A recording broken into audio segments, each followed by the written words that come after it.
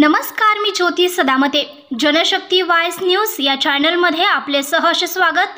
आता पाहूया आपण आजच्या ताज्या घडामोडी.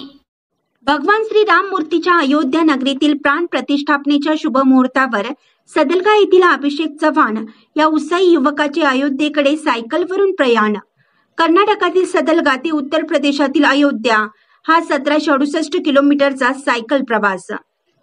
आज अयोध्येतील नवनिर्मित राम मंदिरातील श्रीराम मूर्तीच्या प्राण प्रतिष्ठापनेच्या शुभ मुहूर्तावर सदलगा येथील साहसी व उत्साही तरुण युवक अभिषेक संजय चव्हाण याचे प्रभू श्रीरामाच्या दर्शनासाठी अयोध्येकडे सायकलवरून प्रस्थान झाले आहे.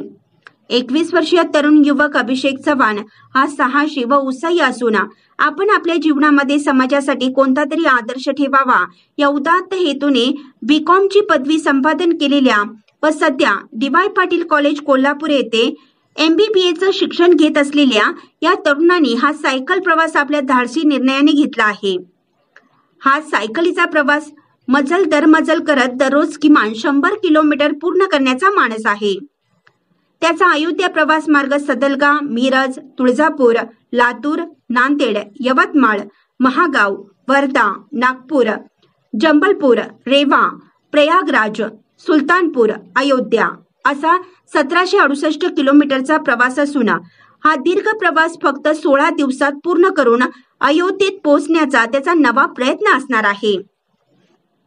सदलगा येथून तो एकटा सायकल विराला निघाला आहे. वाटेत विश्रांतीसाठी मंदिर, धर्मशाळा, पेट्रोल पंप, सेवाभावी संस्था, बस स्थानक आदी ठिकाणी मुक्काम करणार असल्याचं त्यांनी प्रसार माध्यमांशी बोलताना सांगितले. याच्या या प्रवासासाठी हार्दिक शुभेच्छा देण्यासाठी सदलगा शहरातील श्री संजीव पाटील, श्री अतिक्रांत पाटील यांच्यासह त्याचे अनेक तरुण युवक कार्यकर्ते सदलगा शहरातील हनुमान मंदिर या ठिकाणी उपस्थित होते. आपला प्रवास सुकर हो अशा शुभेच्छा उपस्थित जनसमुदायाने त्याला देऊन त्याला मार्गस्थ करण्यात आले. सदलगा शहर प्रतिनिधी अण्णासाहेब कदम. ताज्या बातम्यांसाठी चॅनलला सबस्क्राईब करा, बेल आयकॉनवर क्लिक करा आणि हा व्हिडिओ सर्व सोशल मीडिया साईटवर शेअर करा.